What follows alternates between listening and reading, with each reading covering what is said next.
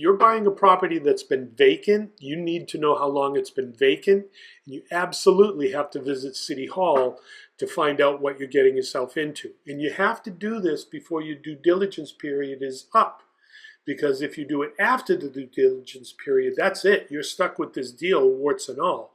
But if you do it before the due diligence period, now you can say, hey, I have this report from City Hall, this report from City Hall, and that's going to alter my plan another $40,000, $50,000, $80,000.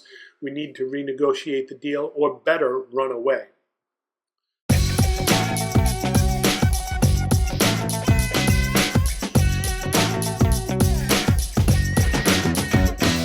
Hey, what's up, all of my real estate peeps? This is Brian Lucier with the Why Not Real Estate Podcast, Golden Nuggets.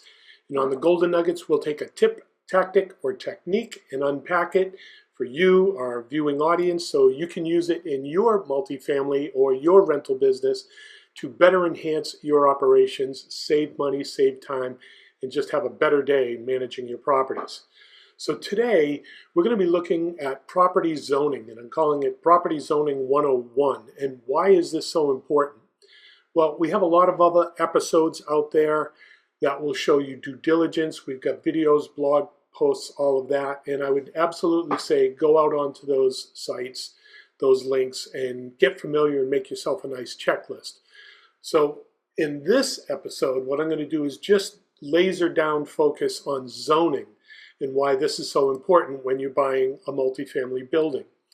So we've recently worked with one of our investors who bought a vacant building, and they saw the X on the sign, that big red X that tells you it's a vacant building, and they thought they were buying an incredible deal because they were able to buy it really cheap, and it had been a vacant building, which should have been a red flag to them, but as the saying goes, you don't know what you don't know. So the good news about a vacant building is you can go in, it's pretty much an empty slate. You can go in, do what you want, customize it, and make it really something nice, really something special that you can have part of your rental portfolio. But there were some hidden landmines that our inspector, or actually our investor, stepped into. So what happens to the zoning of a vacant building? And you may or may not know this, but if a vacant building, and it could vary from city to city, but if it has sat vacant for more than 3 years, it actually loses its zoning. So if it were previously zoned as a multifamily 3-unit, and it's been vacant for more than 3 years, that's it. It's a non-conforming building now. It is no longer grandfathered in to be a 3-family multi-unit. That doesn't apply anymore. So what is a non-conforming property? It means it no longer has the use and purpose it had before it was vacant. So now there's a whole bunch of hoops that you're going to need to jump through to get it back to be a conforming property to what it used to be. So again, how long does it take for it to lose its previous property status? It varies from town to town, but typically this investor ran into a 3-year. So this property had been vacant for 3 years, and now it's non-conforming and all kinds of hoops, and we're going to get into that. So what are the new municipality regulations for the city where you're buying? I would strongly suggest, if you're going to buy a vacant building, to just tap the brakes before you get excited about the value or perceived value that you're going to be able to buy that at. And I would really go visit City Hall, and you want to go to the assessor's office, the building inspector, the plumbing inspector, the wiring inspector, and definitely the zoning board, because you need to find out. I mean, in the 3 years it's been vacant, zoning could have changed in that city. So what used to be a viable 3-family location now may no longer be conforming if the city had zoning regulation changes. So you really need to know that. And I can't remember the code and verse, but I've got my GC license, so I was trying to help out this investor, and I intervened as an intermediary to go into the building department and say, look, I've got my GLC. What can we do to help out this investor? And that the bar had already been tripped at that point, because the investor bought the property, did not know that he needed someone with a CSO, that's a construction supervisor license. That's the license that I carry in Massachusetts. So here's the way it works, right? If you're going to do any type of project that requires a permit, like I don't care what the renovation is, but if you're going to hire a plumber or electrician, great. Those tradesmen have their own license. They're going to pull their own permit. But if it's a renovation project, you need someone with a CSL as a GC, a general contractor, to manage the entire project. So the GC has to pull a master permit, and then all the other vendors are underneath that umbrella of the master permit. So then the electrician can pull their electrical permit. The plumber can pull their plumbing permit or heating permit, whatever that is. So you need to know all this before you buy the property. And most of the time when you buy a property, there's that inspection period. It might be 2 weeks. That's your due diligence period, where you need to figure all this stuff out and have a plan in hand. And I would actually, before that time expires, you need to brace yourself. You need to have estimates from the plumber, the electrician, the GC. You need to know what the conforming is going to be on that. You may need to put in sprinklers. And that's what happened to this particular gentleman. He bought this property. It no longer conformed. And for him to get it back as a 3-unit property, he had to install a sprinkler system, which was going to be over $80,000. Definitely not in his numbers, not in his budget, not in his plan. But if he would have slowed down the cart a little bit first and asked these questions, he would have known that that was something he needed to do. So now in the due diligence period, if you discover something like that that's going to cost you $40,000, $50,000, $60,000, $80,000, now you can use that to negotiate the price. So what he paid for the property and what he had to spend for the property were way beyond his scope of vision, what he saw. If he would have stepped back and looked at the whole problem first, he would have realized that his purchase price should have been lower, because now he had added expenses that were not on the table to get the property back to a conforming property. So please, please, please, please, please make sure you pull your permits before you get started, because that was the huge error on this whole thing. He went in with the best of intentions. He bought other property in this town before. He'd renovated, does an awesome job. But in this particular instance, in this vacant building that had fallen out of a conforming property, it lost its status as a 3-family, he started having electricians and plumbers pull their own permits first before he had a GC pull the master permit. And that's all the inspector needed to see, because now it was all uphill. The inspector would not budge an inch, because now the inspector's job is to keep the property safe for the general public, the tenants, and everybody else in line. That's their job, to make sure the property is safe. Now, because this investor jumped the gun and started this work first, there's no way the inspector would sign off on this project, because now he's the one liable to get the city sued if anything happens. So I get it. I see both sides of this coin. I see the investor trying to come in and do a good job, and I see the inspector trying to keep everybody safe in this transaction. So what happened to my friend that bought this building? Well, as I mentioned, he made the huge mistake of starting work before hiring a general contractor to pull a master permit.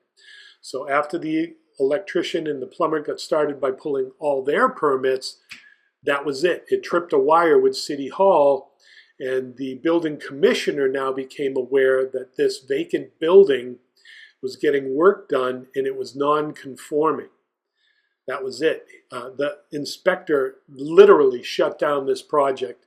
And after a year of going back and forth trying to get conforming, the inspector gave him two options. Forget about it being a 3-unit and rehab it as a 2-unit, which now makes it residential, not commercial. So he would lose value by going from a 3-family to a 2-family. So that didn't work out. The other option was now he had to go to conforming to new code because it was non-conforming anymore. It was not grandfathered in. So now for him to renovate this as a 3-unit property, he had to go through all the hoops, bells and whistles of current code today. And wow, what a disaster that was. So ultimately, my friend the investor figured there was nothing else he could really do except sell the property. But it gets better, because now for him to sell the property, he has 2 open permits with a plumber and an electrician. Well, the next buyer was smart enough to say, look, I can't buy this property with open permits. You need to close out the permits. So here we are.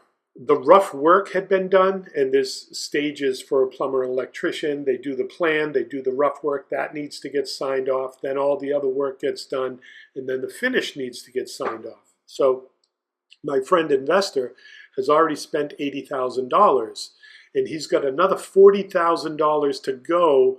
He's at the rough stage to get it signed off. He's got another $40,000 to spend after that to get to the finish for the plumbing and electrical. He's not going to make it. The plumber's not going. The inspector's not going to sign off on the electrician or the plumber because the initial permit was never pulled. So that's it. The inspector shut down this entire project. Now, the only way out, the plumber, back to the inspector, he says, here are your options. Conform as a 2-family, and now you don't have to do the sprinkler system and all these other things that are required for a commercial. Or if it's going to be a commercial building, 3 units or up, that's code for commercial. Now you need to fill in and check off all the boxes for a commercial. Now this particular municipality recently had passed parking regulations. So now in this particular town, you can't pull into a parking space and back into the street to get out of the building. Code in that municipality, because parking is so crazy in this town, you need to be able to turn around your car in the parking lot and drive straight out into the street. The lot size for this property, that was never going to happen. So even if he does sell this property, this is a hurdle that the next owner is going to have to deal with. So this was just a disaster. So net, he could, there's no way he was going to move forward. The only option that the inspector was giving him to close those permits was to pull out all the plumbing and electrical that he had paid $80,000 for. But we found a loophole in the closing table. So if you're taking notes, this is a good one. There is a holdback you can do at a closing table. So that basically says, look, we're probably not going to get the permits closed in time for the purchase and sale of this property. So what we'll do is we'll hold back, the seller will hold back $5,000 to $10,000, and in this case, I think it was $10,000. So the buyer held back $10,000 from the purchase price to cover them for the permits not being closed. And this was horrible, but it was the best possible scenario for my friend the investor. So he was able to lose another $10,000 on the sale of this, or jump through hoops, pay the extra $40,000 to close the permits. But even still, now he had to put in sprinklers and do all this other stuff. So it was just a total loss for this investor. There was no way for him to get out of it. So he did the holdback of $10,000, was able to wash his hands of this property and move on. So it was a $40,000 loss at the sale. There was no way he could get around that. And now the market has changed from when he bought the property, so now it's a constantly declining spiral of value.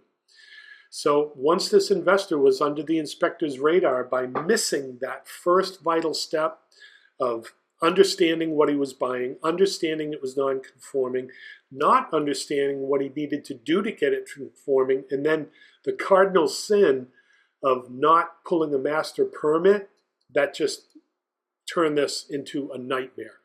So if you're buying a property that's been vacant, you need to know how long it's been vacant.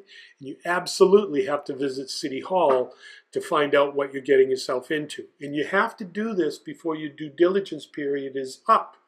Because if you do it after the due diligence period, that's it. You're stuck with this deal, warts and all.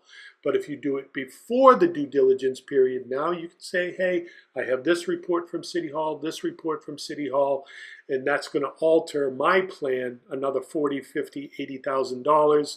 We need to renegotiate the deal or better run away. So here's another tale of zoning. And this is from a very experienced investor. They bought an old warehouse in a downtown district where the residential inventory for that market is over 100 years old. I bought properties in this neighborhood as well. But now this investor comes in, he does an incredible job on this huge warehouse, turns it into really nice affordable housing. But the town is so old, Main Street doesn't support enough power on the power grid to produce the power for this building, because now he wants to put in central air, all kinds of stuff. I mean, 100 years ago, what did you need? You needed lights, and that's it. There were gas stoves back then, but now there's electric stoves, lights, air conditioning, fire systems. So the energy load on this project was way beyond what City Hall had even anticipated or prepared for. So now my friend was in zoning board meetings for the next year fighting with the city because the city authorized all these permits, but now the city wasn't able to provide the power load for this building. So it went back and forth, back and forth, back and forth until finally the city went to the utilities company, and the utilities company reluctantly agreed to run all new wires and all new lines through downtown, because there are other buildings that this is going to happen to when they sell. So the litigation of the zoning board persuaded the utilities company to do what they needed to do to make this happen. So that was a good end to the story. However, now this investor had 1 year of holding costs for a huge project. I mean, in the end, he'll be okay, but who would have known that? I mean, when I was talking to the investor about it, he says, you know, Brian, I should have known, because walking the property, we saw on all of the telephone poles like 3 or 4 transformers. Those are those big steel cans, and those are used to generate more power. So if you'd known what you were looking for, you would have known that this grid was already way over capacity. And now to do what he wanted to do, you know, it is what it is. So who should you visit? When you go to City Hall, if you're going to buy a vacant building or zoning or anything like that, you want to visit the commissioner, the electrical inspector, the plumbing inspector, the zoning board, and the assessor's office, because you need to know all these unhidden unknowns. You never know what you don't know until you ask the question. So we've got one more, and I think I alluded to this. The first investor, his project was shut down. The only option he could do was a 2-family to make it residential, and it was because of the parking.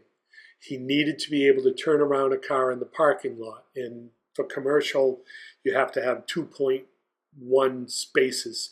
So I think he needed 8 spaces, parking spaces, for a 3-family unit. Never was going to be able to do what he needed to do. The only option out was to make that a 2-family. Now it's residential. He could have maneuvered enough to get the car to turn around. So again, you never know what you don't know, and the best thing that you can do is ask. So when you see that X on that vacant property in that city or town, and you're thinking, wow, I can buy this for pennies on the dollar, there's a lot more that you need to look behind the curtains before you ink that deal. You need to know what you're getting into. Is it a non-conforming building? And what do you need to do to get it back into a conforming property? These little gems of information can save you tens of thousands of dollars up front, and you can use this information if you are going to move forward to renegotiate the purchase price of that property. You may even determine that under further investigation that the deal that looks so good to be true as a vacant building is actually a money pit getting ready to eat you alive, and your best option is to actually run away. So there's zoning, and that's just one piece of all the due diligence you need to do. But this one cost my friend investor, my goodness, I think he would have lost $120,000 for the $80,000 that he already put into the deal, the $40,000 that he needed to, and for him to just walk away of this building cost him a small fortune. But you know, they say this is the price of your education. So this $120,000 out of his pocket definitely taught him what to do in the future if he's going to buy a vacant building.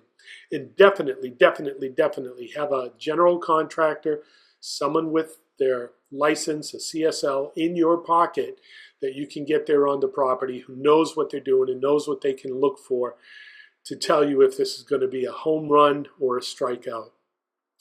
So there we are, Zoning 101. I hope this was helpful, definitely helpful. I know this is going to save someone tens of thousands of dollars. So there we are. There's another episode from the Golden Nuggets. This is Brian Lucier from the Why Not Real Estate Podcast, Golden Nuggets, signing off, and we'll see you on the next one.